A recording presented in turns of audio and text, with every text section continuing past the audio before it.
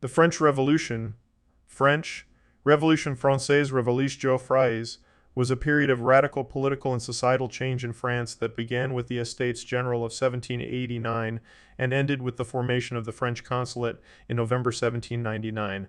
Many of its ideas are considered fundamental principles of liberal democracy, while the values and institutions it created remain central to French political discourse.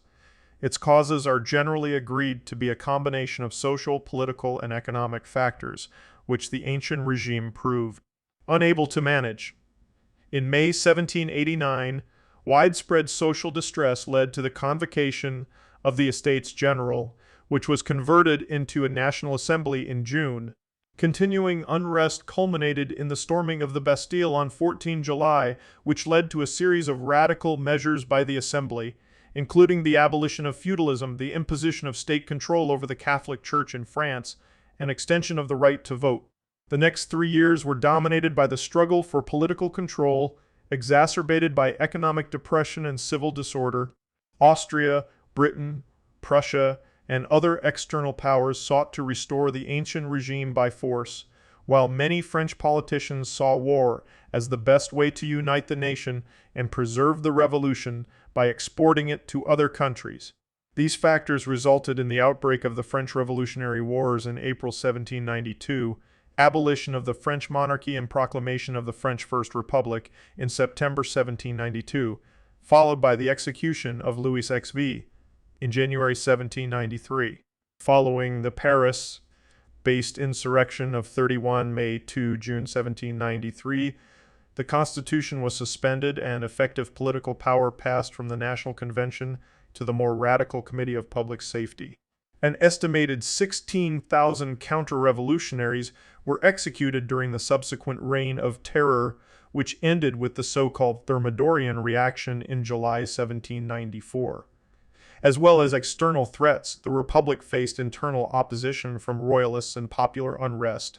In order to deal with these, a new, less democratic constitution established a 5-man directory which took power in November 1795. Despite a series of military victories, many won by Napoleon Bonaparte, political divisions and economic stagnation resulted in the directory being replaced by the consulate in November 1799. This is generally seen as marking the end of the revolutionary period. The underlying causes of the French Revolution are usually attributed to the ancient regime's failure to manage social and economic inequality, rapid population growth, and the inability to adequately finance government debt resulted in economic depression, unemployment, and high food prices. Combined with the regressive tax system and resistance to reform by the ruling elite, it resulted in a crisis Louis XVI proved unable to manage. Between 1700 and 1789, the French population grew from 18 million to 26 million, while Paris alone had over 600,000 inhabitants, of whom roughly one-third had no regular work. Antiquated farming methods and transportation networks failed to keep up with these numbers.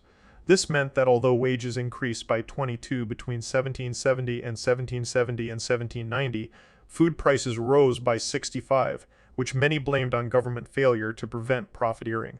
By 1789, a series of poor harvests and severe weather conditions had created a rural peasantry with nothing to sell and an urban proletariat whose purchasing power had collapsed. The other major drag on the economy was state debt. Traditional views of the French Revolution often attribute the financial crisis to the costs of the 1778-1783 Anglo-French War, but modern economic studies show this is only a partial explanation. In 1788, the ratio of debt to gross national income in France was 55.6, compared to 181.80, 1.80, 1.80, 1.80 in Britain, and although French borrowing costs were higher, the percentage of revenue devoted to interest payments was roughly the same in both countries.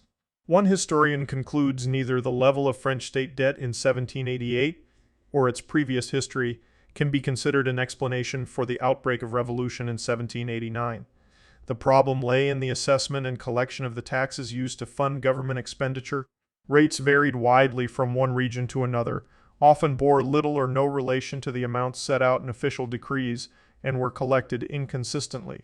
It was the complexity as much as the financial burden that caused resentment. Complaints from the nobility were not affected by paying significantly less than other classes. Attempts to make the system more transparent were blocked by the regional parliaments, which controlled financial policy. The resulting impasse in the face of widespread economic distress led to the calling of the Estates General, which became radicalized by the struggle for control of public finances. Although willing to consider reforms, Louis X often backed down when faced with opposition from conservative elements within the nobility. As a result, the court became the target of popular anger, particularly Queen Marie Antoinette, who was viewed as a spendthrift Austrian spy and blamed for the dismissal of progressive ministers like Jacques Necker. For their opponents, Enlightenment ideas on equality and democracy provided an intellectual framework for dealing with these issues, while the American Revolution was seen as confirmation of their practical application. The French state faced a series of budgetary crises during the 18th century, caused primarily by structural deficiencies rather than lack of resources. Unlike Britain, where Parliament determined both expenditures and taxes, in France the Crown controlled spending, but not revenue. National taxes could only be approved by the Estates General, which had not sat since 1614. Its revenue functions had been assumed by regional parliaments, the most powerful being the Parlement de Paris (CMAP). Although willing to authorize one-time taxes, these bodies were reluctant to pass long-term measures, while collection was outsourced to private individuals. This significantly reduced the yield from those that were approved, and as a result, France struggled to service its debt despite being larger and wealthier than Britain. Following partial default in 1770, within 5 years the budget had been balanced thanks to reforms instituted by Turgot, the Controller General of Finances. This reduced government borrowing costs from 12 per year to under 6. But he was dismissed in May 1776 after arguing France could not afford to intervene in the American Revolutionary War. 2 ministers followed in quick succession before the Swiss banker Necker took over in July 1777. He was able to fund the war through loans rather than taxes, but his dire warnings about the impact on national finances led to his replacement in 1780, won by Charles Alexandre de Calonne. Continued French intervention in America and the associated 1778 to 1783 Anglo-French War could only be funded by issuing substantial quantities of new state debt. This created a large rentier class who lived on the interest, primarily members of the French nobility or commercial classes. By 1785, the government was struggling to cover these payments. Since defaulting on the debt would negatively impact much of French society, the only other option was to increase taxes.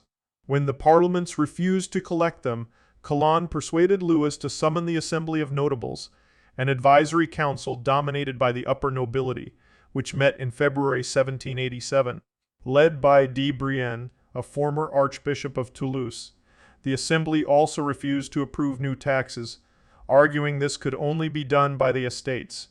De Brienne, who succeeded Calonne in May 1787, tried to address the budgetary impasse without raising taxes by devaluing the coinage instead. Result was runaway inflation, worsening the plight of the farmers and urban poor. By 1788, total state debt had increased to an unprecedented 4.5 billion livres. In a last attempt to resolve the crisis, Necker returned as finance minister in August 1788, but was unable to reach an agreement on how to increase revenue. In May 1789, Louis summoned the Estates General for the first time in over 150 years. The Estates General was divided into 3 parts, the first for members of the clergy, second for the nobility, and third for the commons.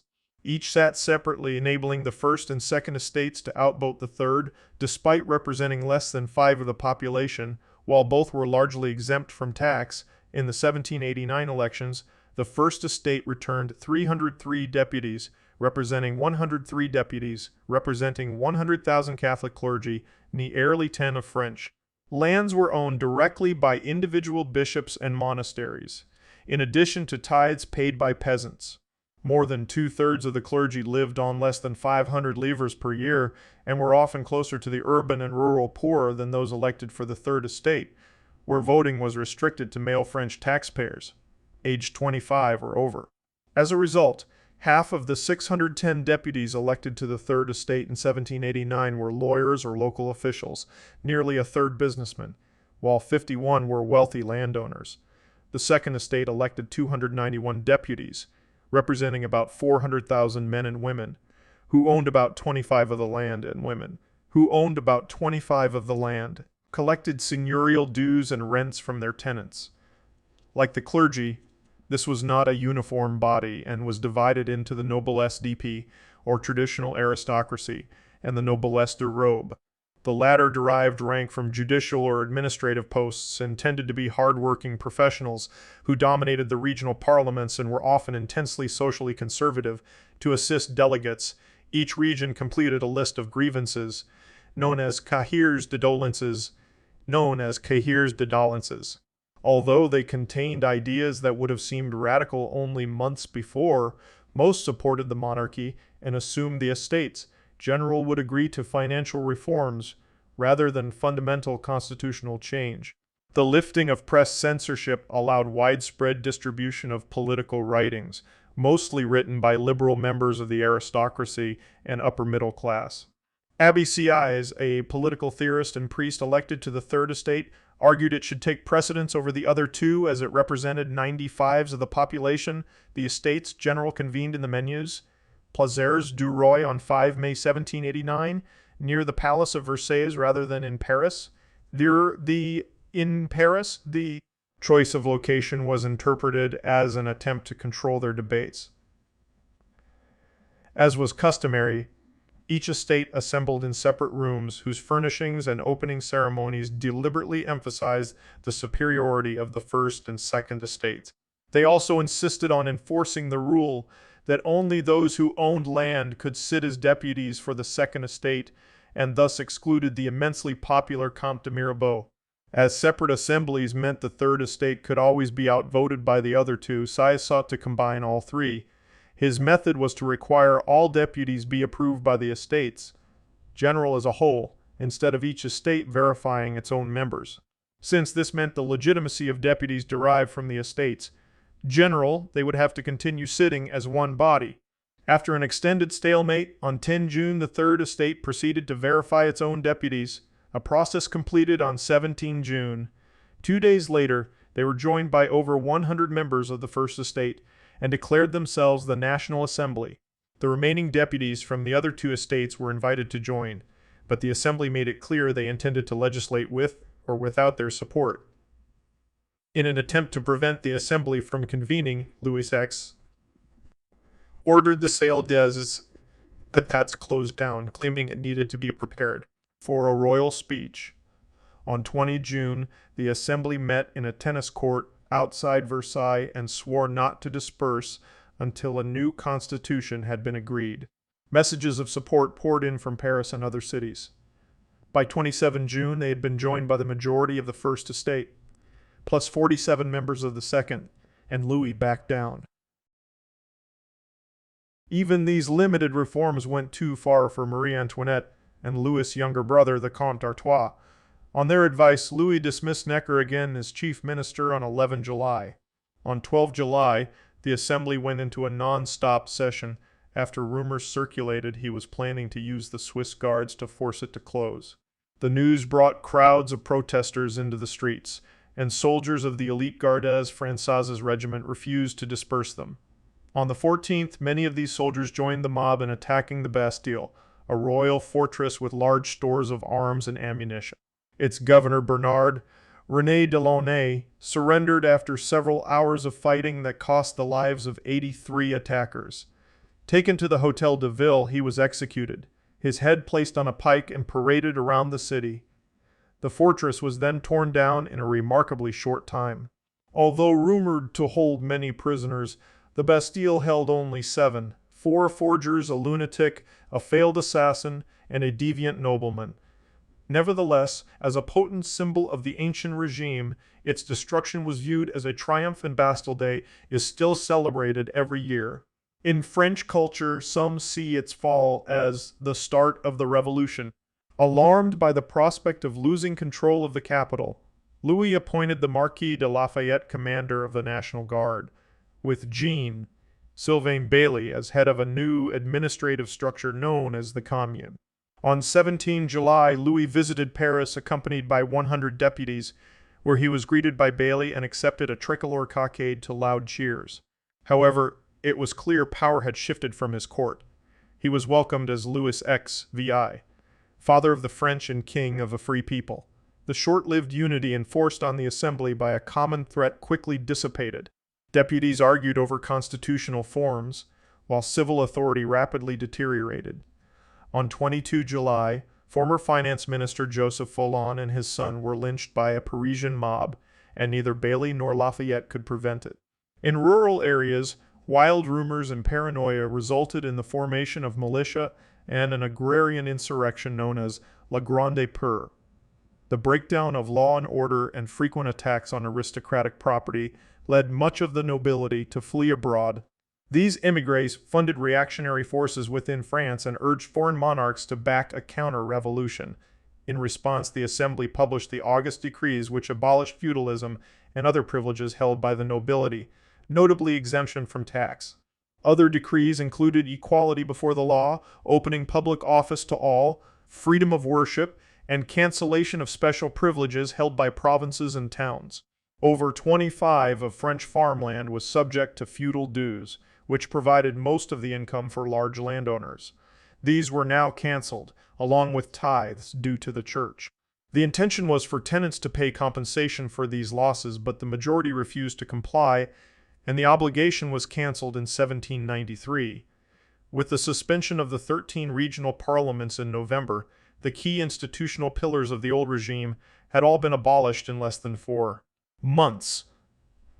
From its early stages, the revolution therefore displayed signs of its radical nature. What remained unclear was the constitutional mechanism for turning intentions into practical applications. On 9 July, the National Assembly appointed a committee to draft a constitution and statement of rights.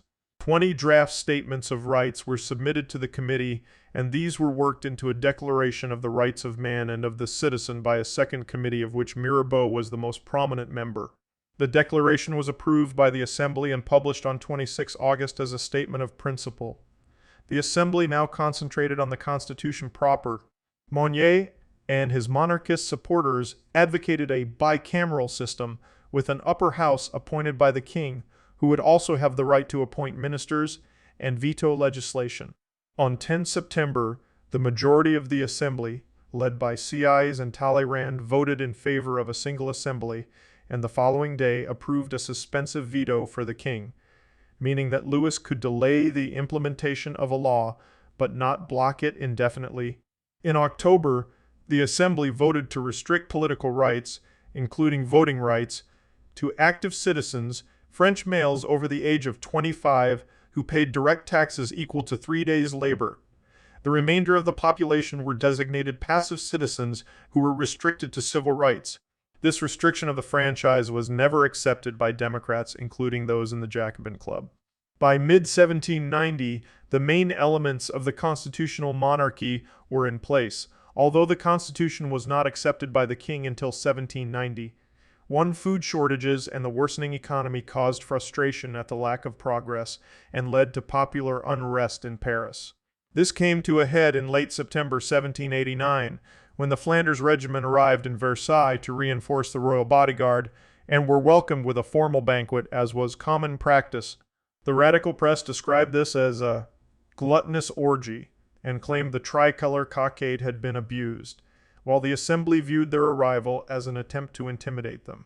On 5 October, crowds of women assembled outside the Hôtel de Ville, urging action to reduce prices and improve bread supplies. These protests quickly turned political, and after seizing weapons stored at the Hôtel de Ville, some 7,000 marched on Versailles, where they entered the Assembly to present their demands. They were followed to Versailles by 15,000 members of the National Guard under Lafayette, who was virtually a prisoner of his own troops. When the National Guard arrived later that evening, Lafayette persuaded Louis that the safety of his family required their relocation to Paris. Next morning, some of the protesters broke into the royal apartments, searching for Marie Antoinette, who escaped. They ransacked the palace, killing several guards. Order was eventually restored, and the royal family and assembly left for Paris, escorted by the National Guard. Louis had announced his acceptance of the August decrees and the Declaration, and his official title changed from King of France to King of the French. Historian John McManus argues in 18th century France, throne and altar were commonly spoken of as in close alliance. Their simultaneous collapse would one day provide the final proof of their interdependence. One suggestion is that after a century of persecution, some French Protestants actively supported an anti-Catholic regime, a resentment fueled by Enlightenment thinkers such as Voltaire. Jean-Jacques Rousseau, considered a philosophical founder of the Revolution, wrote it was manifestly contrary to the law of nature that a handful of people should gorge themselves with superfluities while the hungry multitude goes in want of necessity. The revolution caused a massive shift of power from the Catholic Church to the state. Although the extent of religious belief has been questioned, elimination of tolerance for religious minorities meant by 1789 being French also meant being Catholic. The Church was the largest individual landowner in France, controlling nearly 10 of all estates and levied tithes, effectively a tenthly tax on income, collected from peasant farmers in the form of crops. In return, it provided a minimal level of social support. The August decrees abolished tithes, and on 2 November the Assembly confiscated all church property, the value of which was used to back a new paper currency known as assignat. In return, the state assumed responsibilities such as paying the clergy and caring for the poor, the sick, and the orphaned. On 13 February 1790, religious orders and monasteries were dissolved, while monks and nuns were encouraged to return to private life. The civil constitution of the clergy of 12 July 1790 made them employees of the state, as well as establishing rates of pay and a system for electing priests and bishops. Pope Pius VI and many French Catholics objected to this since it denied the authority of the Pope over the French Church. In October, 30 bishops wrote a declaration denouncing the law, further fueling opposition. When clergy were required to swear loyalty to the civil constitution in November 1790, it split the church between the 24 who complied and the majority who refused. This stiffened popular resistance against state interference, especially in traditionally Catholic areas such as Normandy, Brittany, and the Vendée, where only a few priests took the oath and the civilian population turned against the revolution. The result was state-led persecution of refractory clergy, many of whom were forced into exile, deported, or executed. The period from October 1789 to spring 1791 is usually seen as one of relative tranquility, when some of the most important legislative reforms were enacted. However, conflict over the source of legitimate authority was more apparent in the provinces where officers of the ancient regime had been swept away, but not yet replaced by new structures. This was less obvious in Paris, since the National Guard made it the best police city in Europe, but disorder in the provinces inevitably affected members of the Assembly. Centrists, led by CIs Lafayette, Mirabeau, and Bailly, created a majority by forging consensus with monarchians like Monnier, and independents, including Adrien Duport, Barnave, and Alexandre Lameth. At one end of the political spectrum, reactionaries like Cazales and Maury denounced the revolution in all its forms, with radicals like Maximilien Robespierre at the other. He and Jean-Paul Marat opposed the criteria for active citizens, gaining them substantial support among the Parisian proletariat, many of whom had been disenfranchised by the measure. On 14 July 1790, celebrations were held throughout France commemorating the fall of the Bastille, with participants swearing an oath of fidelity to the nation, the law, and the king. The Fête de la Fédération in Paris was attended by the royal family, with Talleyrand performing a mass. Despite this show of unity, the Assembly was increasingly divided, while external players like the Paris Commune and National Guard competed for power.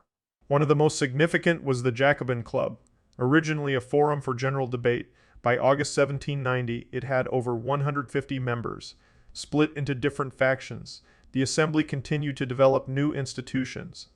In September 1790, the regional parliaments were abolished and their legal functions replaced by a new independent judiciary with jury trials for criminal cases.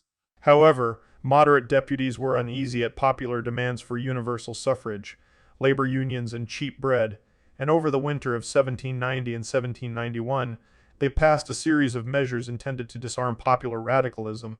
These included exclusion of poorer citizens from the National Guard, limits on use of petitions and posters, and the June 1791 Le Chapelier law suppressing trade guilds and any form of worker organization.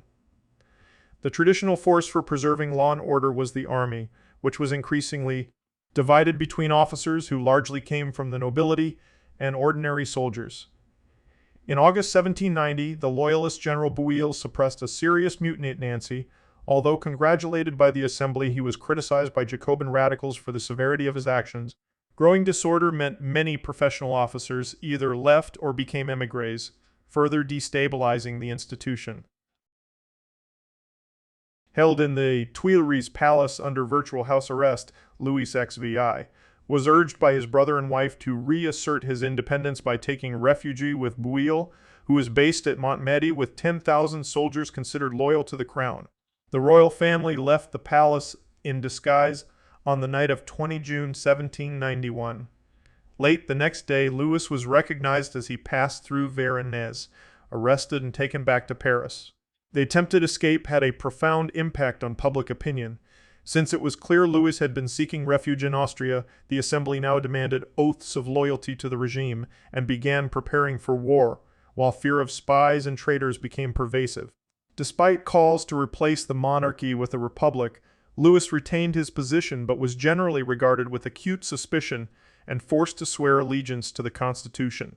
A new decree stated retracting this oath, making war upon the nation, or permitting anyone to do so in his name would be considered abdication.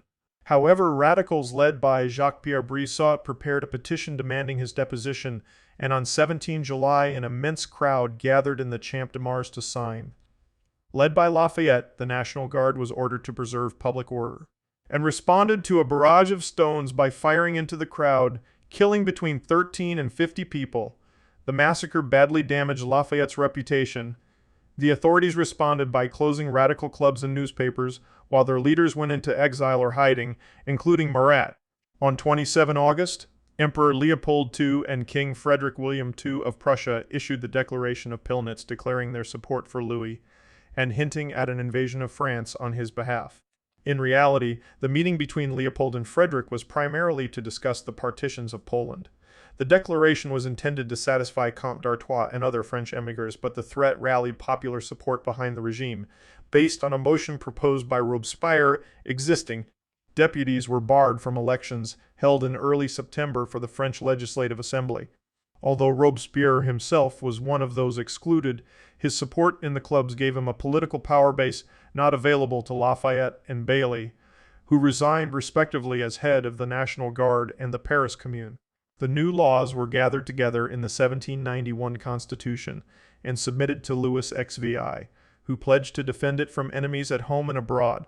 On 30 September, the Constituent Assembly was dissolved, and the Legislative Assembly convened the next day.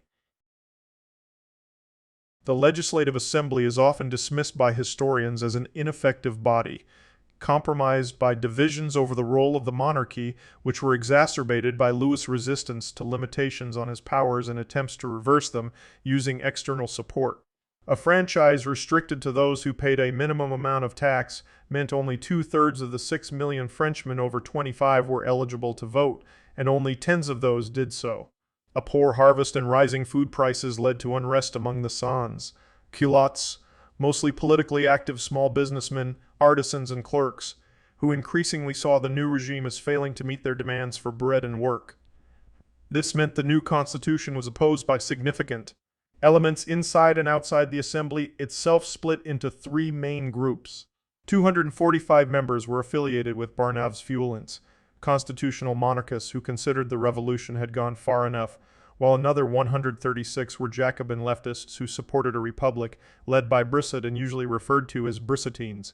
The remaining 345 belonged to La Plaine, a central faction who switched votes depending on the issue, many of whom shared Brissotine suspicions as to Louis' commitment to the revolution. After Louis officially accepted the new constitution, one response was recorded as being Vive le roi, s'il est de bonne foi, or Long live the king, if he keeps his word. Although the Brissotins were a minority in the assembly, control of key committees allowed them to focus on two issues, both intended to portray Louis as hostile to the revolution by provoking him into using his veto. The first concerned émigrés. Between October and November, the Assembly approved measures confiscating their property and threatening them with the death penalty. The second was non-juring priests, whose opposition to the civil constitution led to a state of near-civil war in southern France, which Bernave tried to diffuse by relaxing the more punitive provisions. On 29 November, the Assembly passed a decree giving refractory clergy 8 days to comply or face charges of conspiracy against the nation, which even Robespierre viewed as too far too soon. As expected, and indeed intended by their authors, both were vetoed by Louis, who is now portrayed as opposed to reform in general. Accompanying this was a campaign for war against Austria and Prussia, also led by Brissot, whose aims have been interpreted as a mixture of cynical calculation and revolutionary idealism. While exploiting popular anti-Austrianism, it reflected a genuine belief in exporting the values of political liberty and popular sovereignty. Ironically, Marie Antoinette headed a faction within the court that also favored war, seeing it as a way to win control of the military and restore royal authority. In December 1791, Louis made a speech in the Assembly giving foreign powers a month to disband the émigrés or face war, which was greeted with enthusiasm by supporters and suspicion from opponents. Bernave's inability to build a consensus in the Assembly resulted in the appointment of a new government, chiefly composed of Brissotins. On 20 April 1792, the French Revolutionary Wars began when French armies attacked Austrian and Prussian forces along their borders before suffering a series of disastrous defeats. In an effort to mobilize popular support, the government ordered non-juring priests to swear the oath or be deported, dissolved the Constitutional Guard, and replaced it with 20,000 fédérés. Louis agreed to disband the Guard but vetoed the other two proposals, while Lafayette called on the Assembly to suppress the clubs. Popular anger increased when details of the Brunswick Manifesto reached Paris on 1 August, threatening unforgettable vengeance should any oppose the Allies in seeking to restore the power of the monarchy. On the morning of 10 August, a combined force of the Paris National Guard and provincial fédères attacked the Tuileries Palace, killing many of the Swiss guards protecting it. Louis and his family took refuge with the Assembly, and shortly after 11:00,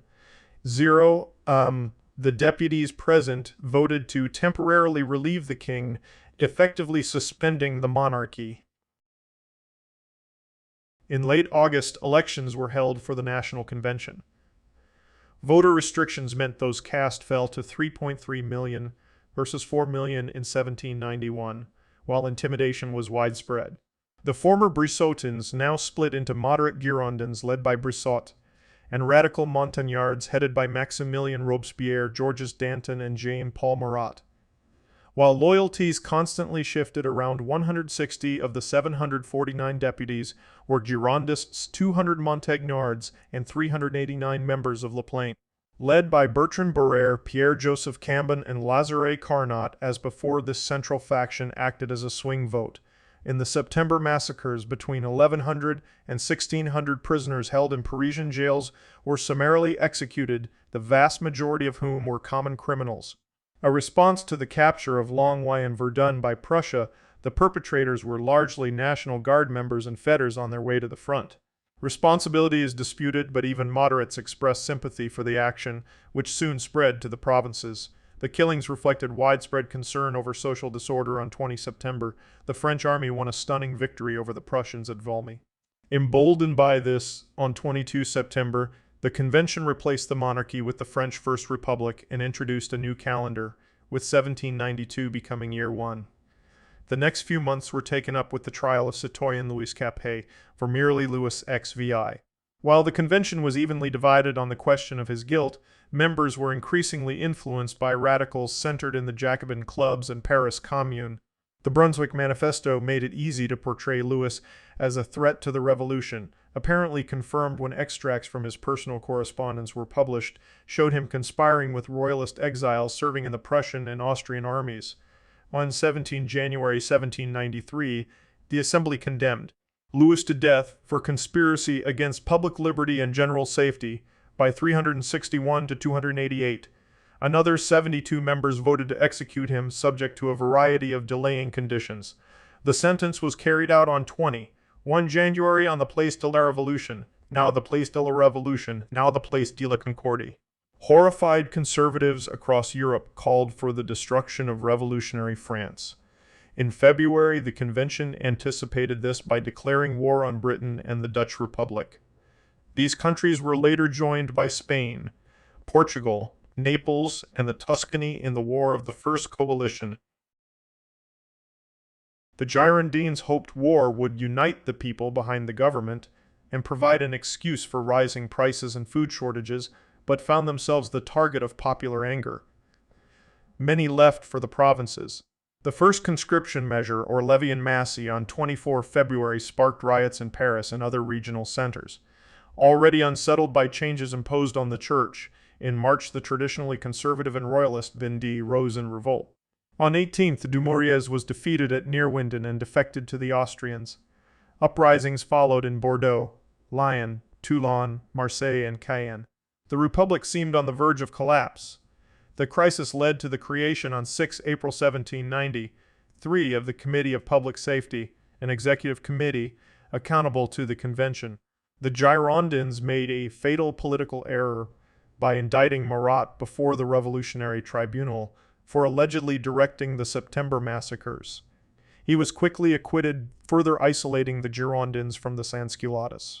When Jacques Hebert called for a popular revolt against the henchmen of Louis Capet on 24 May, he was arrested by the Commission of 12, a Girondin-dominated tribunal set up to expose plots.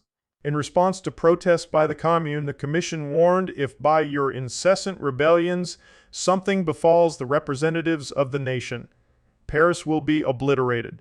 Growing discontent allowed the clubs to mobilize against the Girondins.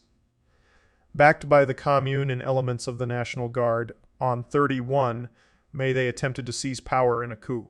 Although the coup failed, on 2 June the convention was surrounded by a crowd of up to 80,000 demanding cheap bread, unemployment pay, and political reforms, including restriction of the vote to the sands, culottes, and the right to remove deputies at will.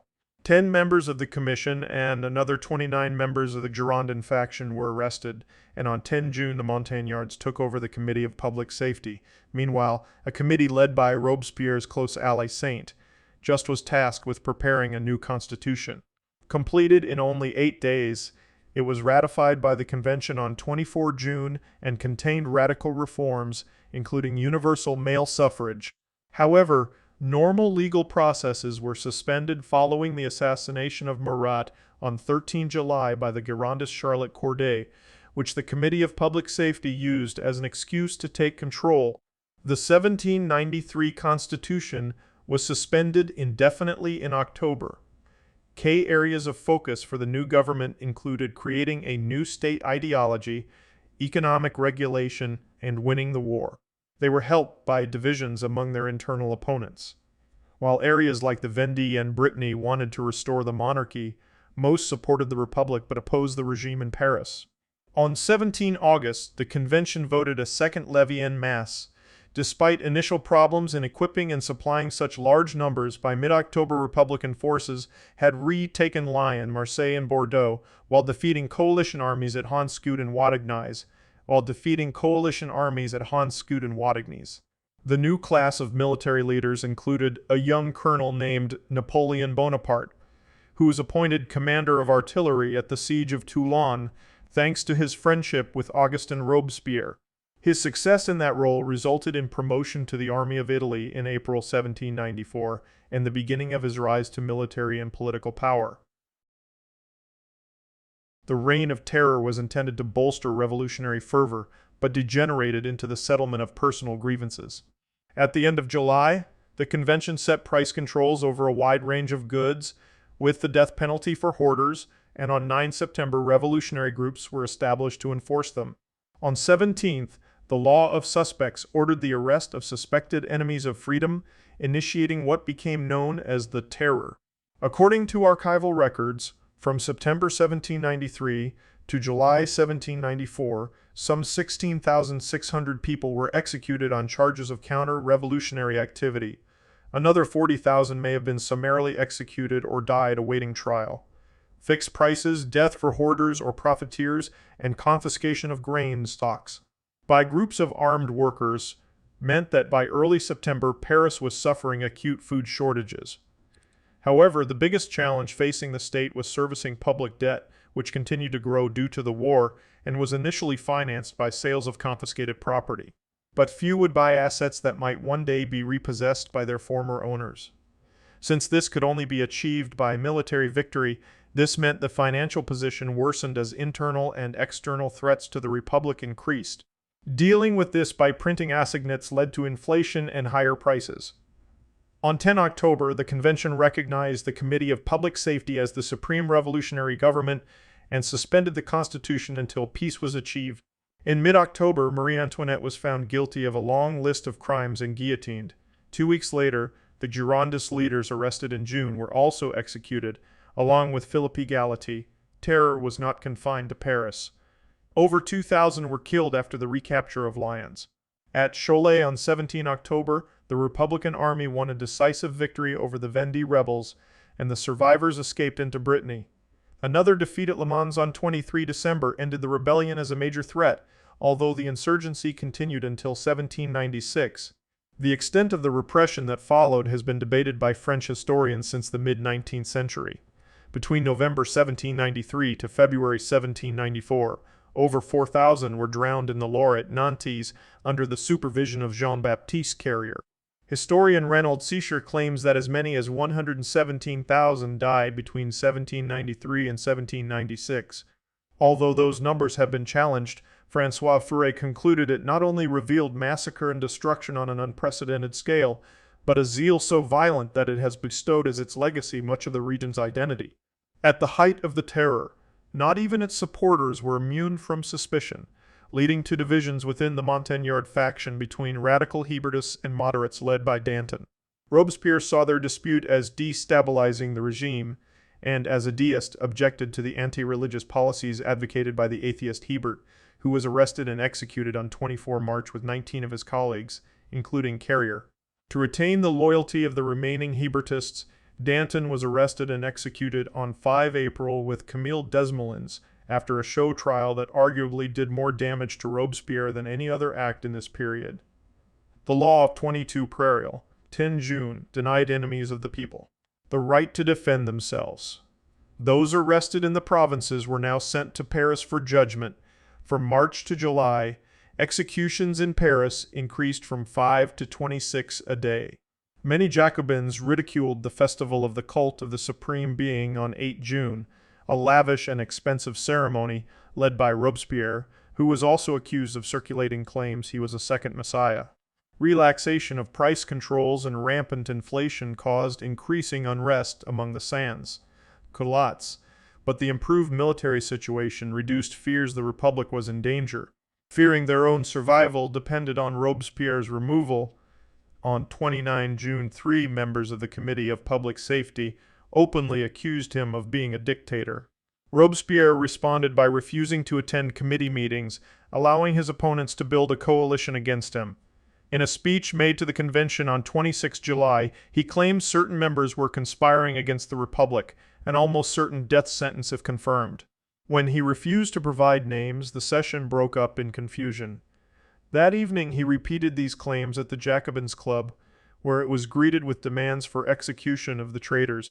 Fearing the consequences if they did not act first, his opponents attacked Robespierre and his allies in the convention next day. When Robespierre attempted to speak, his voice failed. One deputy crying the blood of Danton chokes him. After the convention authorized his arrest, he and his supporters took refuge in the Hôtel de Ville, which was defended by elements of the National Guard. Other units loyal to the convention stormed the building that evening and detained Robespierre, who severely injured himself attempting suicide. He was executed on 28 July with 19 colleagues, including Saint Justin Georges Couthon, followed by 83 members of the Commune. The law of 22 Prairial was repealed. Any surviving Girondists reinstated as deputies, and the Jacobin Club was closed and banned. There are various interpretations of the terror and the violence with which it was conducted. Marxist historian Albert Sobel saw it as essential to defend the revolution from external and internal threats. François Furet argues the intense ideological commitment of the revolutionaries and their utopian goals required the extermination of any opposition. A middle position suggests violence was not inevitable, but the product of a series of complex internal events exacerbated by war. The bloodshed did not end with the death of Robespierre. Southern France saw a wave of revenge killings directed against alleged Jacobins, Republican officials, and Protestants. Although the victors of Thermidor asserted control over the Commune by executing their leaders, some of those closely involved in the terror retained their positions. They included Paul Barras, later chief executive of the French Directory, and Joseph Fauci, director of the killings in Lyon, who served as Minister of Police under the Directory, the Consulate, and Empire. Despite his links to Augustin Robespierre, military success in Italy meant Napoleon Bonaparte escaped censure. The December 1794 Treaty of La Joinville ended the chouannerie in western France by allowing freedom of worship and the return of non-juring priests. This was accompanied by military success. In January 1795, French forces helped the Dutch patriots set up the Batavian Republic, securing their northern border. The war with Prussia was concluded in favor of France by the Peace of Basel in April 1795, while Spain made peace shortly thereafter. However, the Republic still faced a crisis at home. Food shortages arising from a poor 1794 harvest were exacerbated in northern France by the need to supply the army in Flanders, while the winter was the worst since 1709. By April 1795, people were starving and the assignat was worth only 80 of its face value. In desperation, the Parisian poor rose again. They were quickly dispersed, and the main impact was another round of arrests, while Jacobin prisoners in Lyon were summarily executed. A committee drafted a new constitution, approved by plebiscite on 23 September 1795, and put into place on 27th. Largely designed by Pierre Donneau and Boissy Danglas, it established a bicameral legislature, intended to slow down the legislative process, ending the wild swings of policy under the previous unicameral systems. The Council of 500 was responsible for drafting legislation, which was reviewed and approved by the Council of Ancients, an upper house containing 250 men over the age of 40. Executive power was in the hands of 5 directors, selected by the Council of Ancients from a list provided by the lower house with a 5-year mandate. Deputies were chosen by indirect election, a total franchise of around 5 million voting in primaries for 30,000 electors, or 0.6 of the 1,000 electors, or 0.6 of the population. Since they were also subject to stringent property qualification, it guaranteed the return of conservative or moderate deputies. In addition, rather than dissolving the previous legislature as in 1791 and 1792, the so-called law of 2/3 ruled only 150 new deputies would be elected each year. The remaining 600 conventionals kept their seats, a move intended to ensure stability. The Directory has a poor reputation amongst historians. For Jacobin sympathizers, it represented the betrayal of the revolution, while Bonapartists emphasized its corruption to portray Napoleon in a better light. Although these criticisms were certainly valid, it also faced internal unrest, a stagnating economy, and an expensive war, while hampered by the impracticality of the Constitution. Since the Council of 500 controlled legislation and finance, they could paralyze government at will, and as the directors had no power to call new elections, the only way to break a deadlock was to rule by decree or use force. As a result, The Directory was characterized by chronic violence, ambivalent forms of justice, and repeated recourse to heavy-handed repression. Retention of the conventionals ensured the Thermidorians held a majority in the legislature and 3 of the 5 directors, but they faced an increasing challenge from the right. On 5 October, convention troops led by Napoleon put down a royalist rising in Paris. When the first elections were held 2 weeks later, over 100 of the 150 new deputies were royalists of some sort. The power of the Parisian sans culottes had been broken by the suppression of the May 1795 revolt. Relieved of pressure from below, the Jacobins became natural supporters of the Directory against those seeking to restore the monarchy. Removal of price controls and a collapse in the value of the price. Removal of price controls and a collapse in the value of the assignat led to inflation and soaring food prices. By April 1796, over 500,000 Parisians were reportedly in need of relief, resulting in the May insurrection known as the Conspiracy of the Equals. Led by the revolutionary François Noël Babeuf, their demands included the implementation of the 1793 Constitution and a more equitable distribution of wealth. Despite limited support from sections of the military, it was easily crushed, with Babeuf and other leaders executed. Nevertheless, by 1799, the economy had been stabilized and important reforms made allowing steady expansion of French industry. Many remained in place for much of the 19th century.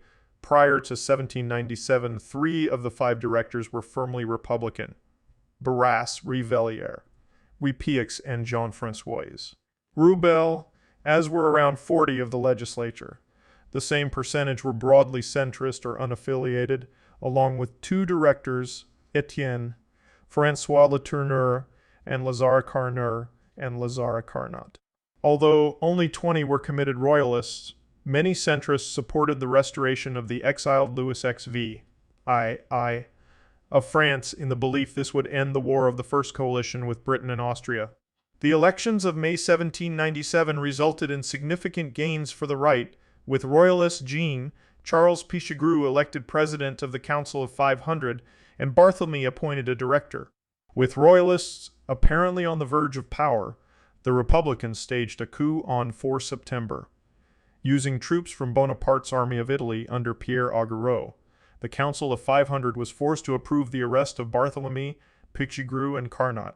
The election results were cancelled, 63 leading royalists deported to French Guiana, and new laws passed against immigrés, royalists, and ultra-Jacobins. Although the power of the monarchists had been destroyed, it opened the way for direct conflict between Barras and his opponents on the left. Despite general war weariness, fighting continued and the 1798 elections saw a resurgence in Jacobin strength. The invasion of Egypt in July 1798 confirmed European fears of French expansionism, and the War of the Second Coalition began in November. Without a majority in the legislature, the directors relied on the army to enforcing decrees and extract revenue from conquered territories. This made generals like Bonaparte and Joubert essential political players, while both the army and the Directory became notorious for their corruption. It has been suggested the Directory did not collapse for economic or military reasons, but because by 1799 many preferred the uncertainties of authoritarian rule to the continuing ambiguities of parliamentary politics. The architect of its end was Sieyès, who, when asked what he had done during the Terror, allegedly answered, "I survived." Nominated to the Directory, his first action was removing Barras, using a coalition that included Talleyrand and former Jacobin Lucien Bonaparte, Napoleon's brother and president of the Council of 500.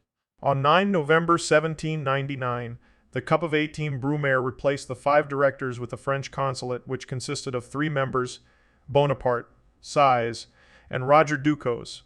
Most historians consider this the endpoint of the French Revolution. There is controversy over the role of ideology in the revolution. Jonathan Israel states that the radical Enlightenment was the overriding cause of the French Revolution. Cobbin, however, argues that the actions of the revolutionaries were most often prescribed by the need to find practical solutions to immediate problems using the resources at hand, not by preconceived theories. The identification of revolutionary ideologies is complicated by the profusion of revolutionary clubs, factions, and publications, the absence of formal political parties, and the flexibility of ideological positions in the face of changing circumstances. The Declaration of the Rights of Man and of the Citizen was a fundamental document for all revolutionary factions, but their interpretations of its principles varied widely.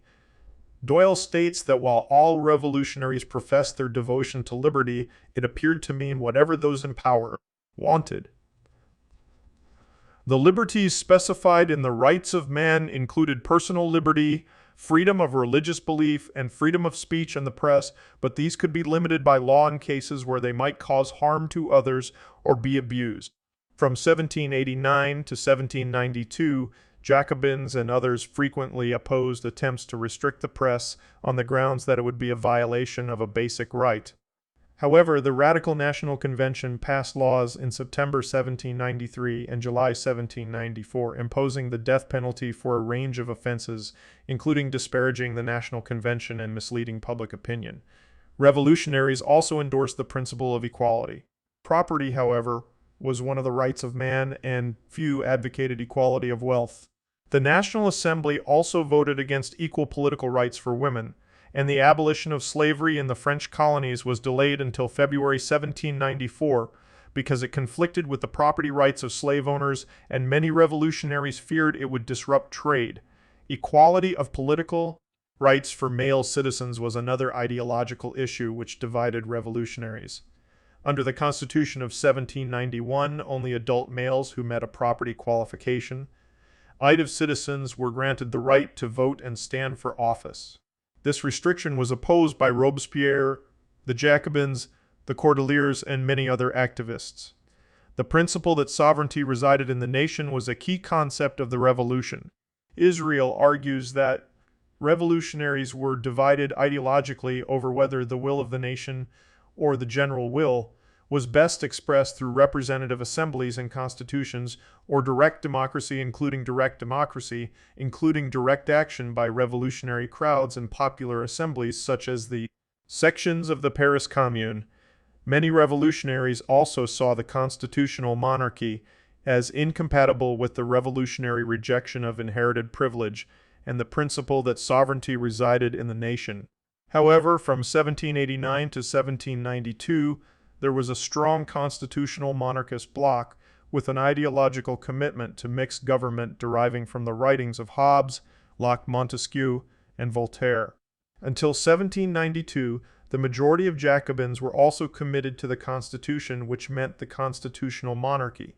Israel argues that the nationalization of church property and the establishment of the constitutional church reflected an ideological commitment to secularism and a determination to undermine the economic power of a bastion of old regime privilege. Cobbin states that the constitutional church was motivated by ideology and can be traced to the anti-clericalism of Voltaire and the philosophers. Jacobins were hostile to formal political parties and factions, which they saw as a threat to national unity and the general will. Linton sees political virtue and love of the patry as key elements of Jacobin ideology. The ideal revolutionary was selfless, sincere, free of political ambition, and devoted to the nation. The ideological disputes within the Jacobins, which led to the departure of the Feuillants and later the Girondin bloc, were conducted in terms of the relative political virtue and patriotism of the disputants. In December 1793, all members of the Jacobins were required to undergo a purifying scrutiny to determine whether they were men of virtue. The revolution initiated a series of conflicts that began in 1792 and ended only with Napoleon's defeat at Waterloo in 1815. In its early stages, this seemed unlikely. The 1791 Constitution specifically disavowed war for the purpose of conquest, and although traditional tensions between France and Austria re-emerged in the 1780s, Emperor Joseph II cautiously welcomed the reforms. Austria was at war with the Ottomans, as were the Russians, while both were negotiating with Prussia over partitioning Poland. Most importantly, Britain preferred peace, and as Emperor Leopold II stated after the Declaration of Pillnitz, "Without England there is no case." In late 1791, Factions within the assembly came to see war as a way to unite the country and secure the revolution by eliminating hostile forces on its borders and establishing its natural frontiers. France declared war on Austria in April 1792 and issued the first conscription orders, with recruits serving for 12 months. By the time peace finally came in 1815, the conflict had involved every major European power as well as the United States, redrawn the map of Europe and expanded into the Americas, the Middle East, and the Indian Ocean. From 1701 to 1801, the population of Europe grew from 118 to 187 million. Combined with new mass production techniques, this allowed belligerents to support large armies, requiring the mobilization of national resources. It was a different kind of war, fought by nations rather than kings, intended to destroy their opponent's ability to resist, but also to implement deep-ranging social change. While all wars are political to some degree, this period was remarkable for the emphasis placed on reshaping boundaries and the creation of entirely new European states. In April 1792, French armies invaded the Austrian Netherlands but suffered a series of setbacks before victory over an Austrian-Prussian army at Valmy in September. After defeating a second Austrian army at Jemappes on 6 November, they occupied the Netherlands, areas of the Rhineland, Nice and Savoy. Emboldened by this success, in February 1793, France declared war on the Dutch Republic, Spain, and Britain, beginning the War of the First Coalition. However, the expiration of the 12-month term for the 1792 recruits forced the French to relinquish their conquests. In August, new conscription measures were passed, and by May 1794, the French army had between 750,000 and 800,000 men. Despite high rates of desertion, this was large enough to manage multiple internal and external threats. For comparison, the combined Prussian-Austrian army was less than 90,000. By February 1795, France had annexed the Austrian Netherlands, established their frontier on the left bank of the Rhine, and replaced the Dutch Republic with the Batavian Republic, a satellite state. These victories led to the collapse of the anti-French coalition. Prussia made peace in April 1795, followed soon after by Spain, leaving Britain and Austria as the only major powers still in the war. In October 1797, a series of defeats by Bonaparte in Italy led Austria to agree to the Treaty of Campo Formio, in which they formally ceded the Netherlands and recognized the Cisalpine Republic. Fighting continued for two reasons. First, French state finances had come to rely on indemnities levied on their defeated opponents. Second, armies were primarily loyal to their generals, for whom the wealth achieved by victory and the status it conferred became objectives in themselves. Leading soldiers like Hoche, Pichegru, and Carnot wielded significant political influence and often set policy. Campo Formio was approved by Bonaparte, not the Directory, which strongly objected to terms it considered too lenient. Despite these concerns, the Directory never developed a realistic peace program, fearing the destabilizing effects of peace and the consequent demobilization of hundreds of thousands of young men. As long as the generals and their armies stayed away from Paris, they were happy to allow them to continue fighting, a key factor behind sanctioning Bonaparte's invasion of Egypt. This resulted in aggressive and opportunistic policies, leading to the War of the Second Coalition in November 1798. In 1789, the most populous French colonies were Saint-Domingue, today Haiti, Martinique, Guadeloupe, the Ile Bourbon Reunion, and the Isle de la France. These colonies produced commodities such as sugar, coffee, and cotton for exclusive export to France. There were about 700,000 slaves in the colonies, of which about 500,000 were in Saint-Domingue. Colonial products accounted for about a third of France's exports. In February 1788, the Société des Amis des Noirs, Society of the Friends of Blacks, was formed in France with the aim of abolishing slavery in the empire. In August 1789, colonial slave owners and merchants formed the rival Club de Massiac to represent their interests. When the Constituent Assembly adopted the Declaration of the Rights of Man and of the Citizen in August 1789, delegates representing the colonial landowners successfully argued that the principle should not apply in the colonies as they would bring economic ruin and disrupt trade. Colonial landowners also gained control of the Colonial Committee of the Assembly, from where they exerted a powerful influence against abolition. People of color also faced social and legal discrimination in mainland France and its colonies, including a bar on their access to professions such as law, medicine, and pharmacy. In 1789-90, a delegation of free coloreds, led by Vincent Ogé and Julien Raymond, unsuccessfully lobbied the Assembly to end discrimination against free coloreds. Ogé left for Saint-Domingue, where an uprising against white landowners broke out in October 1790. The revolt failed and Ogé was killed. In May 1791, the National Assembly granted full political rights to coloreds born of two free parents, but left the rights of freed slaves to be determined by the colonial assemblies. The assemblies refused to implement the decree, and fighting broke out between the colored population of Saint-Domingue and white colonists, each side recruiting slaves to their forces. A major slave revolt followed in August. In March 1792, the Legislative Assembly responded to the revolt by granting citizenship to all free coloreds and sending 2 commissioners, Sonthonax and Polverel, and 6,000 troops to Saint-Domingue to enforce the decree. On arrival in September, the commissioners announced that slavery would remain in force. Over 7,200 slaves were still in revolt. Mostly in the north, Brissot and his supporters envisaged an eventual abolition of slavery, but their immediate concern was securing trade and the support of merchants for the Revolutionary Wars. After Brissot's fall, the new Constitution of June 1793 included a new declaration of the rights of man and the citizen, but excluded the colonies from its provisions. In any event, the new constitution was suspended until France was at peace. In early 1793, royalist planters from Guadeloupe and Saint-Domingue formed an alliance with Britain. The Spanish supported insurgent slaves led by Jean-François Papillon and Georges Biassou in the north of Saint-Domingue. White planters loyal to the Republic sent representatives to Paris to convince the Jacobin-controlled convention that those calling for the abolition of slavery were British agents and supporters of Brissot, hoping to disrupt trade. In June, the commissioners in Saint-Domingue freed 10,000 slaves, fighting for the Republic.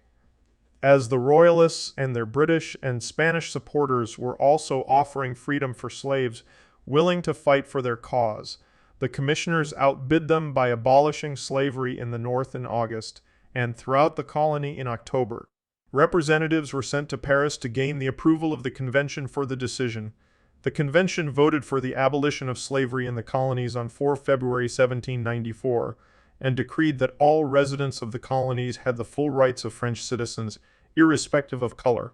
An army of 1,000 sans culottes led by Victor Hughes was sent to Guadeloupe to expel the British and enforce the decree. The army recruited former slaves and eventually numbered 11,000, capturing Guadeloupe and other smaller islands.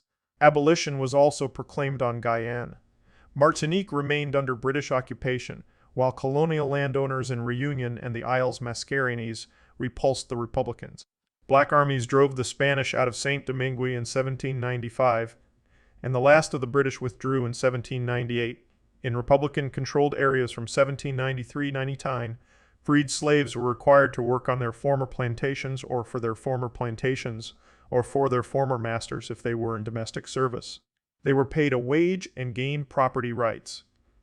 Black and colored generals were effectively in control of large areas of Guadeloupe and Saint-Domingue, including Toussaint Louverture in the north of Saint-Domingue, including Toussaint-Domingue and Andrew Rigaud in the south.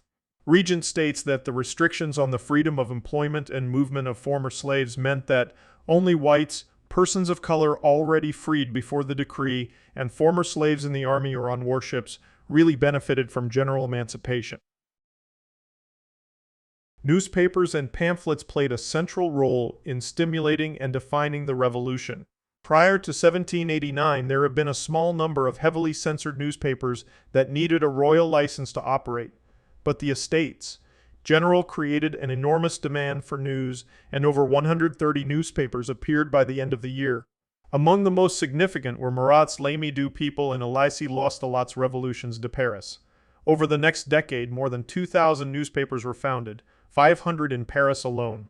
Most lasted only a matter of weeks, but they became the main communication medium, combined with the very large pamphlet literature. Newspapers were read aloud in taverns and clubs and circulated hand to hand. There was a widespread assumption that writing was a vocation, not a business, and the role of the press was the advancement of civic republicanism.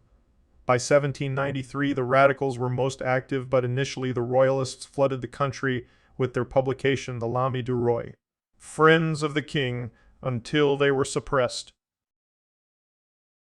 To illustrate the differences between the new republic and the old regime, the leaders needed to implement a new set of symbols to be celebrated instead of the old religious and monarchical symbols. To this end, symbols were borrowed from historic cultures and redefined, while those of the old regime were either destroyed or reattributed acceptable characteristics. These revised symbols were used to instill in the public a new sense of tradition and reverence for the Enlightenment and the Republic. La Marseillaise, French pronunciation La Marseillaise, became the national anthem of France. The song was written and composed in 1792 by Claude-Joseph Rouget de Lisle and was originally titled Chant de guerre pour l'armée du Rhin. The French National Convention adopted it as the first republic's anthem in 1795. It acquired its nickname after being sung in Paris by volunteers from Marseille marching on the capital.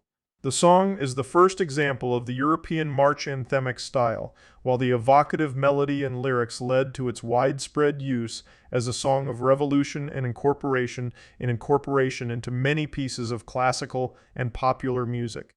De Lisle was instructed to produce a hymn which conveys to the soul of the people the enthusiasm which the music suggests. The guillotine remains the principal symbol of the terror in the French Revolution. Invented by a physician during the Revolution as a quicker, more efficient, and more distinctive form of execution, the guillotine became a part of popular culture and historic memory. It was celebrated on the left as the people's avenger, for example, in the revolutionary song La Guillotine Permanente, and cursed as the symbol of the terror by the right. Its operation became a popular entertainment that attracted great crowds of spectators. Vendors sold programs listing the names of those scheduled to die. Many people came day after day and vied for the best locations from which to observe the proceedings. Knitting women, tricoteuses, formed a cadre of hardcore regulars, inciting the crowd. Parents often brought their children. By the end of the terror, the crowds had thinned drastically. Repetition had staled even this most grisly of entertainments, and audiences grew bored. Cockades were widely worn by revolutionaries beginning in 1789. They now pinned the blue and red cockade of Paris onto the white cockade of the Ancien regime. Camille Desmoulins asked his followers to wear green cockades on 12 July 1789. The Paris militia, formed on 13 July, adopted a blue and red cockade. Blue and red are the traditional colors of Paris, and they are used on the city's coat of arms. Cockades with various color schemes were used during the storming of the Bastille on 14 July. The Liberty cap, also known as the Phrygian cap, or pilus, is a brimless felt cap that is conical in shape with the tip pulled forward. It reflects Roman republicanism and liberty, alluding to the Roman ritual of manumission, in which a freed slave receives the bonnet as a symbol of his newfound liberty. The role of women in the Revolution has long been a topic of debate. Deprived of political rights under the Ancien regime, the 1791 Constitution classed them as passive citizens, leading to demands for social and political equality for women and an end to male domination. They expressed these demands using pamphlets and clubs such as the Cercle Social, whose largely male members viewed themselves as contemporary feminists. However, in October 1793, the Assembly banned all women's clubs and the movement was crushed. This was driven by the emphasis on masculinity in a wartime situation, antagonism towards feminine interference in state affairs due to Marie Antoinette, and traditional male supremacy. A decade later, the Napoleonic Code confirmed and perpetuated women's second-class status. At the beginning of the Revolution, women took advantage of events to force their way into the political sphere. swore oaths of loyalty, solemn declarations of patriotic allegiance, and affirmations of the political responsibilities of citizenship. Activists included Girondins like Olympe de Gouges, author of the Declaration of the Rights of Woman and of the Female Citizen, and Charlotte Corday, the killer of Marat. Others, like Thermidorian de Maricourt, Pauline Léon, and the Society of Revolutionary Republican Women, supported the Jacobins, staged demonstrations in the National Assembly, and took part in the October 1789 March to Versailles. Despite this, the constitutions of 1791 and 1793 denied them political rights and democratic citizenship. On 20 June 1792, a number of armed women took part in a procession that passed through the halls of the Legislative Assembly, into the Tuileries Garden, and then through the king's residence. Women also assumed a special role in the funeral of Marat, following his murder on 13 July 1793 by Corday. As part of the funeral procession, they carried the bathtub in which he died, as well as a shirt stained with his blood. On 20 May 1790, 3 women were in the forefront of a crowd demanding bread and the Constitution of 1793. When they went unnoticed, they began sacking shops, seizing grain, and kidnapping officials. The Society of Revolutionary Republican Women, a militant group on the far left, demanded a law in 1793 that would compel all women to wear the tricolor cockade to demonstrate their loyalty to the Republic. They also demanded vigorous price controls to keep bread, the major food of the poor people, from becoming too expensive. After the convention passed the law in September 1793, the Revolutionary Republican women demanded vigorous enforcement, but were countered by market women, former servants, and religious women who adamantly opposed price controls, which would drive them out of business, and resented attacks on the aristocracy and on religion. Fistfights broke out in the streets between the two factions of women. Meanwhile, the men who controlled the Jacobins rejected the Revolutionary Republican women as dangerous rabble-rousers. At this point, the Jacobins controlled the government.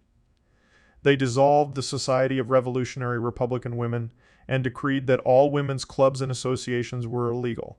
They sternly reminded women to stay home and tend to their families by leaving public affairs to the men. Organized women were permanently shut out of the French Revolution after 30 October 1793.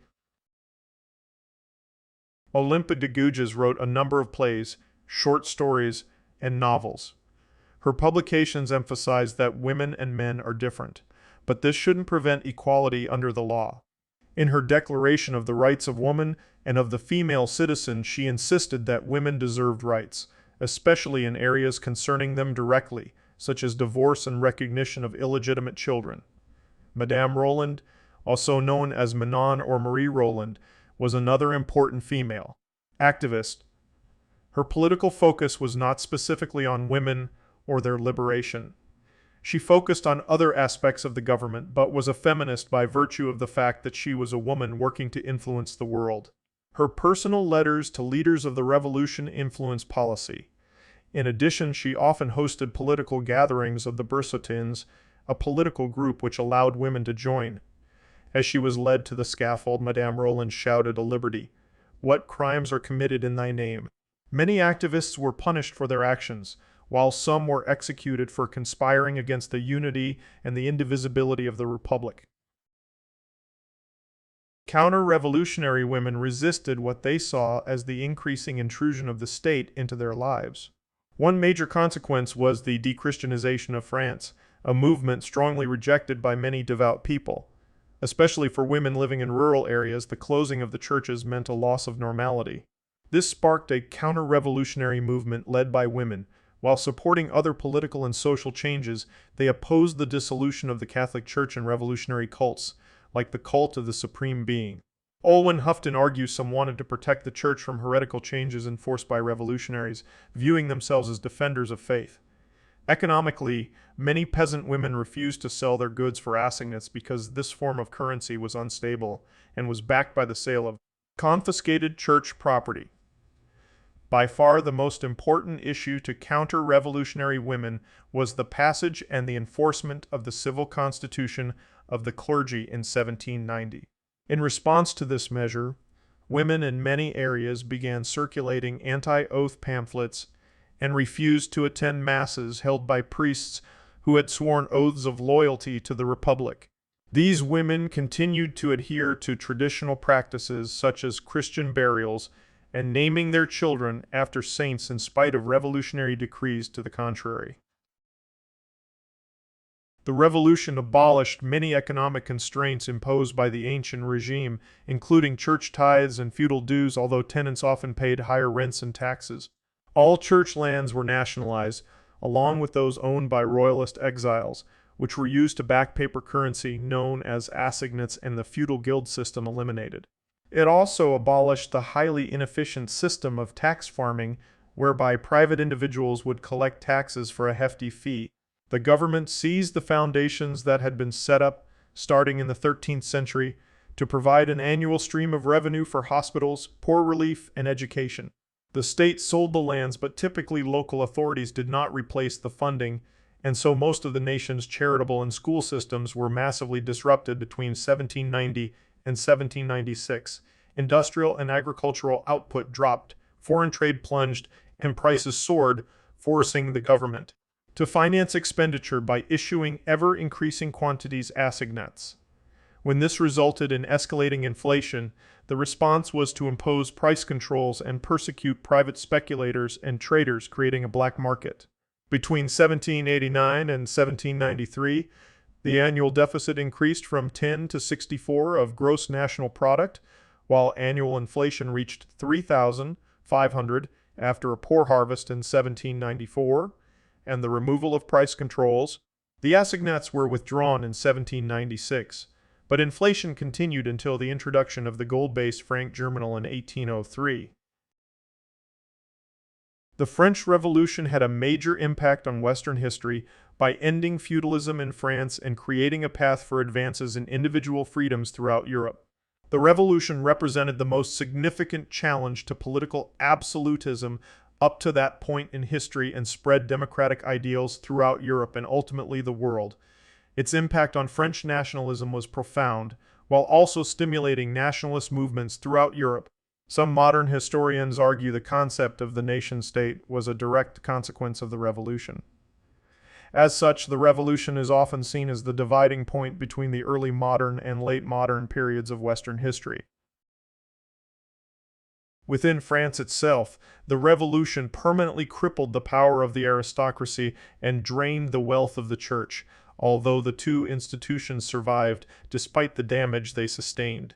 After the collapse of the First French Empire in 1815, the French public lost many of the rights and privileges earned since the Revolution, but remembered the participatory politics that characterized the period. According to Paul Hansen, thousands of men and even many women gained first-hand experience in the political arena. They talked, read, and listened in new ways. They voted, they joined new organizations, and they marched for their political goals.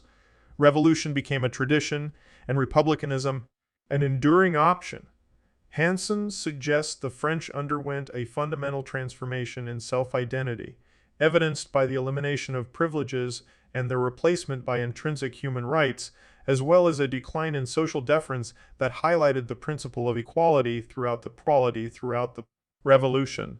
The central elements of 1789 were the slogan Liberty, Equality, and Fraternity, and the Declaration of the Rights of Man and the Citizen, which Lefebvre called the incarnation of the Revolution as a whole.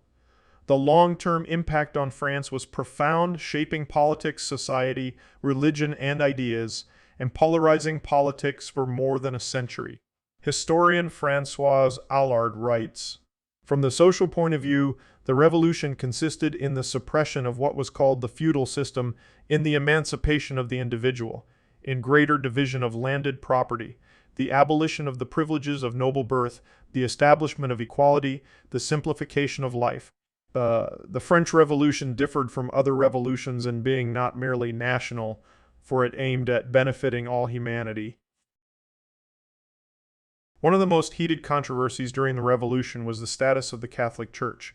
In 1788, it held a dominant position within society. To be French meant to be a Catholic. By 1799, much of its property and institutions had been confiscated, and its senior leaders dead or in exile. Its cultural influence was also under attack, with efforts made to strip civil life of religious elements such as Sundays, holy days, saints, prayers, rituals, and ceremonies. Ultimately, these attempts not only failed but aroused a furious reaction among the pious. Opposition to these changes was a key factor behind the revolt in the Vendée. Over the centuries, charitable foundations had been set up to fund hospitals, poor relief, and schools. When these were confiscated and sold off, the funding was not replaced, causing massive disruption to these support systems. Under the Ancien regime, medical assistance for the rural poor was often provided by nuns, acting as nurses but also physicians, surgeons, and apothecaries. The revolution abolished most of these orders without replacing organized nursing support. Demand remained strong, and after 1800 nuns resumed their work in hospitals and on rural estates. They were tolerated by officials because they had had widespread support and were a link between elite male physicians and distrustful peasants who needed help. The church was a primary target during the Terror due to its association with counter-revolutionary elements, resulting in the persecution of priests and destruction of churches and religious images throughout France. An effort was made to replace the Catholic Church altogether with the cult of reason, and with civic festivals replacing religious ones, leading to attacks by locals on state officials. These policies were promoted by the atheist Hebert and opposed by the deist Robespierre, who denounced the campaign and replaced the cult of reason with the cult of the supreme being. The Concordat of 1801 established the rules for a relationship between the Catholic Church and French state that lasted until it was abrogated by the French Third Republic on 11 December 1905. The Concordat was a compromise that restored some of the Church's traditional roles but not its power, lands, or monasteries. The clergy became public officials controlled by Paris, not Rome, while Protestants and Jews gained equal rights. However, debate continues into the present over the role of religion in the public sphere and related issues such as church-controlled schools. Recent arguments over the use of Muslim religious symbols in schools, such as wearing headscarves, have been explicitly linked to the conflict over Catholic rituals and symbols during the Revolution. Two-thirds of France was employed in agriculture, which was transformed by the Revolution. With the breakup of large estates controlled by the church and the nobility and worked by hired hands, rural France became more a land of small, independent farms. Harvest taxes were ended, such as the tithe and seigneurial dues, much to the relief of the peasants. Primogeniture was ended both for nobles and peasants, thereby weakening the family patriarch and led to a fall in the born rate, since all children had a share in the family property. Cobbin argues the revolution bequeathed to the nation a ruling class of landowners. In the cities, entrepreneurship on a small scale flourished as restrictive monopolies, privileges, barriers, rules, taxes, and guilds gave way.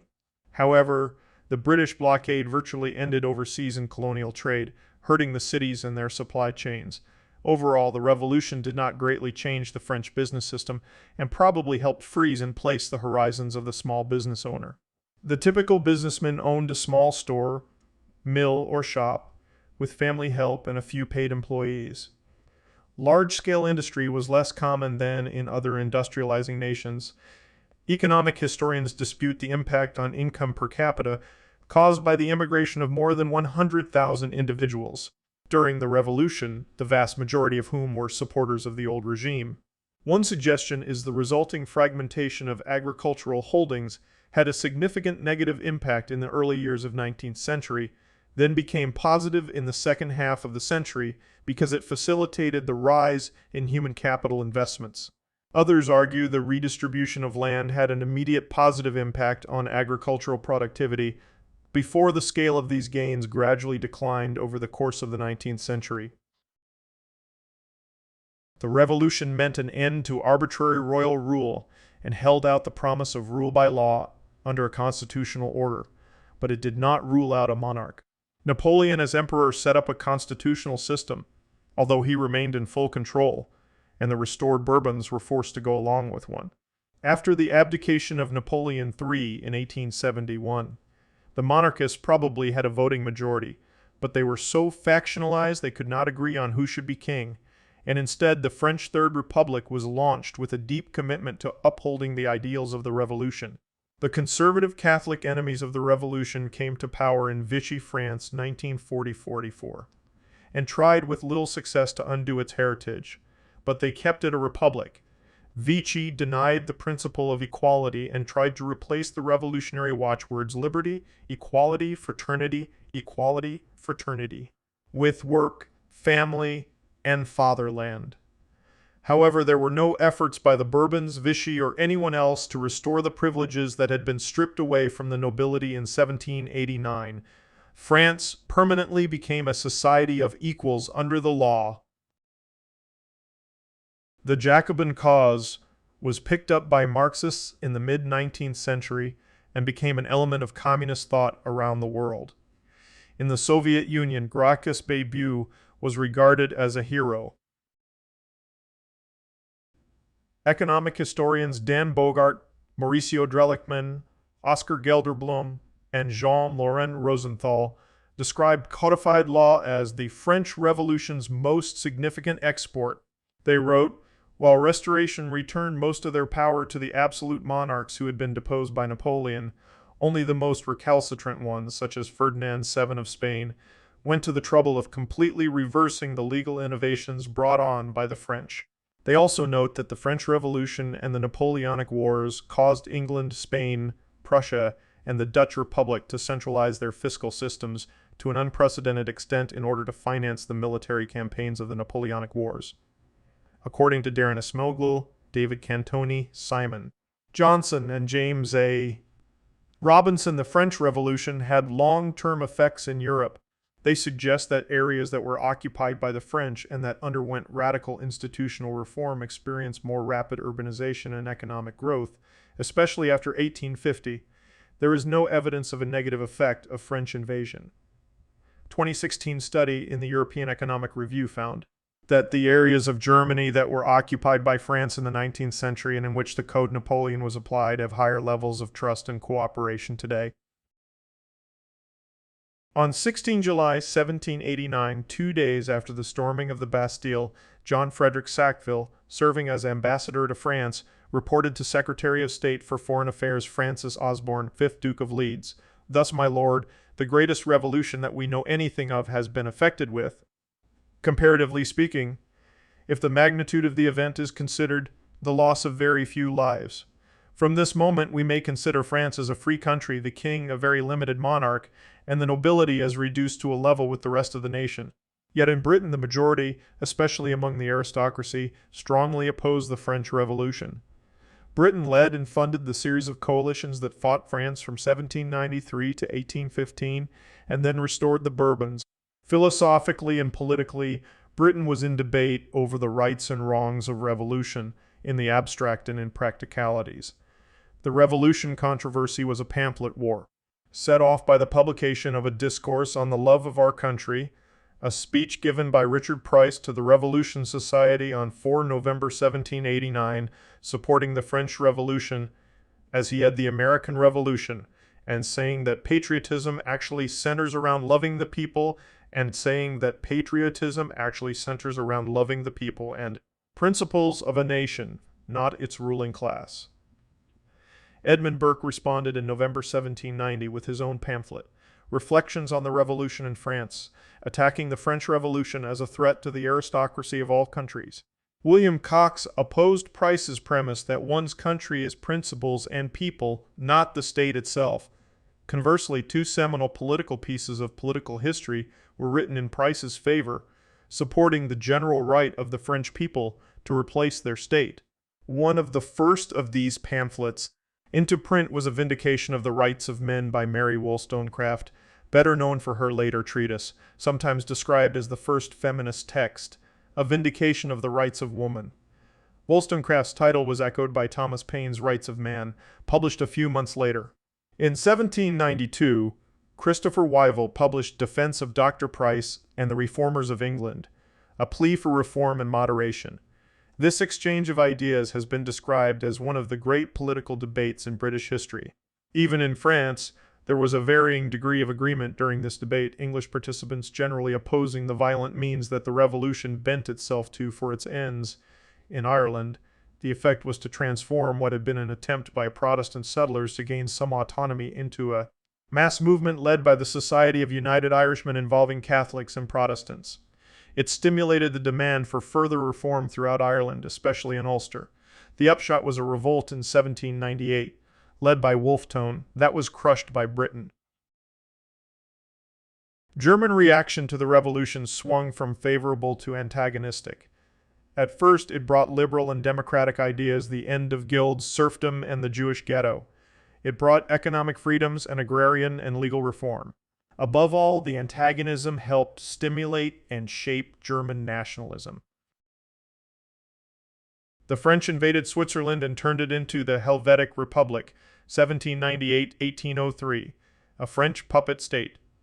French interference with localism and traditions was deeply resented in Switzerland, although some reforms took hold and survived in the later period of restoration. The region of modern-day Belgium was divided between two polities, the Austrian Netherlands and Prince Bishopric of Liège. Both territories experienced revolutions in 1789. In the Austrian Netherlands, the Brabant Revolution succeeded in expelling Austrian forces and established the new United Belgian States. The Liège Revolution expelled the tyrannical prince bishop and installed a republic. Both failed to attract international support. By December 1790, the Brabant Revolution had been crushed, and Liège was subdued the following year. During the Revolutionary Wars, the French invaded and occupied the region between 1794 and 1814, a time known as the French period. The new government enforced new reforms, incorporating the region into France itself. New rulers were sent in by Paris. Belgian men were drafted into the French wars and heavily taxed. Nearly everyone was Catholic, but the church was repressed. Resistance was strong in every sector, as Belgian nationalism emerged to oppose French rule. The French legal system, however, was adopted, with its equal legal rights and abolition of class distinctions. Belgium now had a government bureaucracy selected by merit. Antwerp regained access to the sea and grew quickly as a major port and business center. France promoted commerce and capitalism, paving the way for the ascent of the bourgeoisie and the rapid growth of manufacturing and mining.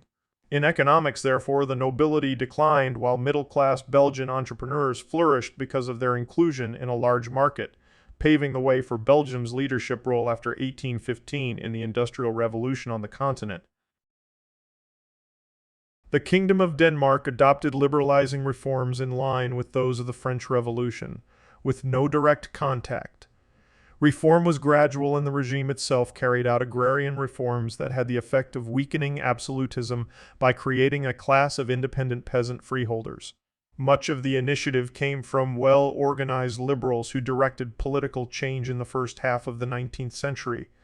The Constitution of Norway of 1814 was inspired by the French Revolution and was considered to be one of the most liberal and democratic constitutions at the time. Coverage of the revolution in the then province of Quebec took place against the background of an ongoing campaign for constitutional reform by loyalist immigrants from the United States. With the press reliant on reprinting articles from British newspapers, local opinion followed them in being generally positive on the aims and objectives of the revolutionaries. This made it increasingly difficult to justify the withholding of electoral rights, with the British Home Secretary William Grenville remarking it was difficult to deny to so large a body of British subjects the benefits of the British Constitution. This led to the Constitutional Act 1791, which split the province into two separate colonies, each with its own electoral assembly. The predominantly French-speaking Lower Canada and predominantly English-speaking Upper Canada French migration into the Canada significantly declined during and after the Revolution, with only limited numbers of artisans, professionals, and religious émigrés permitted to settle in that period. Most émigrés settled in Montreal or Quebec City, although French nobleman Joseph Geneviève de Puisaye and a small group of royalists settled lands north of York, modern-day Toronto. The influx of religious migrants also reinvigorated the local Catholic Church, with exiled priests establishing a number of parishes throughout the Canadas. The French Revolution deeply polarized American politics, and this polarization led to the creation of the first-party system. In 1793, as war broke out in Europe, the Democratic Republican Party, led by former American Minister to France Thomas Jefferson, favored revolutionary France and pointed to the 1778 treaty that was still in effect. George Washington and his unanimous cabinet, including Jefferson, decided that the treaty did not bind the United States to enter the war. Washington proclaimed neutrality instead. Under President John Adams, a Federalist, an undeclared naval war took place with France from 1798 until 1799, often called the Quasi-War. Jefferson became president in 1801, but was hostile to Napoleon as a dictator and emperor. However, the two entered negotiations over the Louisiana Territory and agreed to the Louisiana Purchase in 1803, an acquisition that substantially increased the size of the United States. The first writings on the French Revolution were near contemporaneous with events and mainly divided along ideological lines. These included Edmund Burke's conservative critique reflections on the Revolution in France, 1790, and Thomas Paine's response Rights of Man, 1791. From 1815, narrative histories dominated, often based on first-hand experience of the Revolutionary years. By the mid-19th century, more scholarly histories appeared, written by specialists and based on original documents and a more critical assessment of contemporary accounts. Dupuy identifies three main strands in 19th century historiography of the Revolution. The first is represented by reactionary writers who rejected the revolutionary ideals of popular sovereignty, civil equality, and the promotion of rationality, progress, and personal happiness over religious faith. The second stream is those writers who celebrated the democratic republican values of the Revolution. The third stream is those liberal writers, such as Germain de Staël and Guizot, who accepted the necessity of reforms establishing a constitution and the rights of man, but rejected state interference with private property and individual rights, even if supported by a democratic majority. Rood and Doyle identified Jules Michelet with the democratic republican interpretation of the Revolution, and Thiers, Mignet, and Tocqueville with the liberal strand. In his The Old Regime and the Revolution, 1856, Tocqueville stressed the continuities between the reforms of the old regime and the revolutionary period, and argued that the revolution occurred because the middle classes and peasantry were becoming freer and more prosperous under the old regime, and therefore more conscious of the remaining aristocratic privileges and feudal impositions. Dupuy sees Hippolyte Taine's Origins of Contemporary France, 1875-94, as modern in its use of departmental archives, but places him in the reactionary strand of interpretations of the Revolution due to his contempt for the revolutionary crowd and the values of the Revolution. Rood states that Alphonse Allard, in the French Revolution, A Political History, 1789, 1804, 1905, was the first historian to rigorously and critically analyze primary sources in his democratic republican interpretation of the Revolution. Jean Jaurès, in his Socialist History of the French Revolution, 1901-4, presented a social and economic interpretation of the Revolution influenced by Marx and Michelet, and provided an analysis of the role of peasants and the urban poor in the revolutionary decade. Georges Lefebvre elaborated a Marxist socio-economic analysis of the Revolution with detailed studies of peasants, the rural panic of 1789, and the behavior of revolutionary crowds. Albert Soboul, also writing in the Marxist Republican tradition, published a major study of the Sands, Colats in 1958. These writers were associated with history from below, as opposed to traditional history from above, which emphasized conflicts between the monarchy, the nobles, revolutionary political leaders, and foreign powers. The socio-economic analysis of the Revolution and focus on the experiences or ordinary people dominated French studies of the Revolution after World War II.